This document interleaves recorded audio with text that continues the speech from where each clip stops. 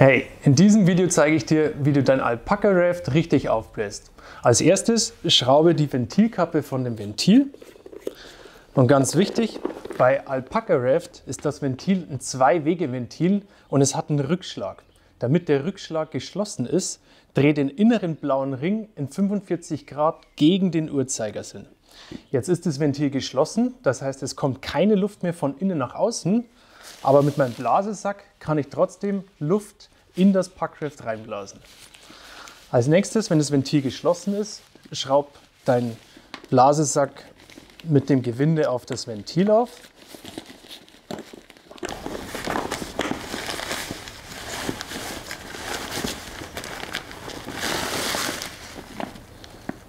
So, wenn du den Blasesack aufgeschraubt hast, achte dabei darauf, dass du hier unten keine Verdrehung drin hast und dann mit einer leichten Bewegung ganz locker von unten nach oben möglichst viel Luft einfächern und hier oben schnell zuhalten.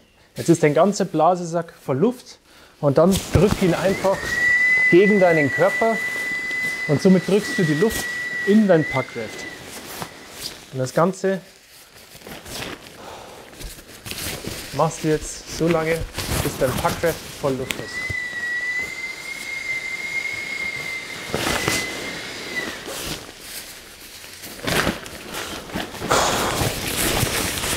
So, du merkst, wenn das Packraft voll ist, wenn du mit dem Blasesack keine weitere Luft mehr einpressen kannst, so, dann kannst du ganz entspannt bleiben, denn das Rückschlagventil dichtet jetzt das Boot schon mal ab und du kannst den Blasesack ganz einfach ausschrauben, ohne dass Luft hier entweicht.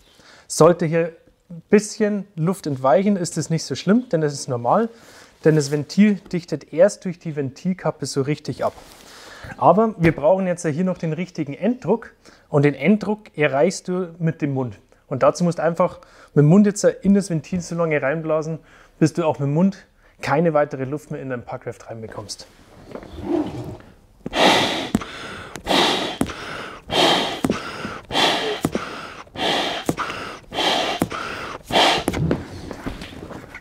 Dann schraubst du einfach die Ventilkappe wieder auf. Und dein Packraft ist fertig aufgeblasen. Bezüglich dem richtigen Luftdruck gibt es hier noch zwei wichtige Punkte zu beachten. Und zwar als erstes, wenn du mit deinem aufgeblasenen Boot in das Wasser gehst, kühlt sich die Luft in deinem Boot durch das kalte Wasser ab. Dadurch zieht sich die Luft zusammen und der Druck verringert sich in deinem Boot. Dann sind die Fahreigenschaften nicht optimal und du musst mit deinem Mund nochmal Luft in dein Packraft reinblasen, dass du den richtigen Enddruck und vor allen Dingen die besten Fahreigenschaften hast. So, der zweite wichtige Punkt, den du beachten musst, ist der, und zwar, was bei der Abkühlung passiert, geht natürlich in die andere Richtung bei der Erwärmung genauso. Das heißt, wenn du dein Boot aufgeblasen in der Sonne oder auf einer Kiesbank liegen hast, durch die Wärme dehnt sich die Luft in deinem Packraft aus, der Druck steigt und bei zu großem Druck kann natürlich sein, dass das Boot oder der T-Sip beschädigt wird. Und um das zu vermeiden, schraube einfach die Ventilkappe auf und öffne dein Rückschlagventil, indem du es im Uhrzeigersinn etwas drehst. Dann kannst du den Überdruck quasi entweichen lassen und die Gefahr ist dadurch gebannt, dass dein Packraft irgendwie beschädigt wird. Bei Packrafts mit T-Sip verleitet der natürlich dazu, dass du über den die ganze Luft entweichen lässt.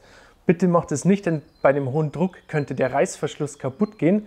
Das heißt, lass zuerst die ganze Luft aus deinem Hauptventil raus und dann kannst du den Reißverschluss öffnen.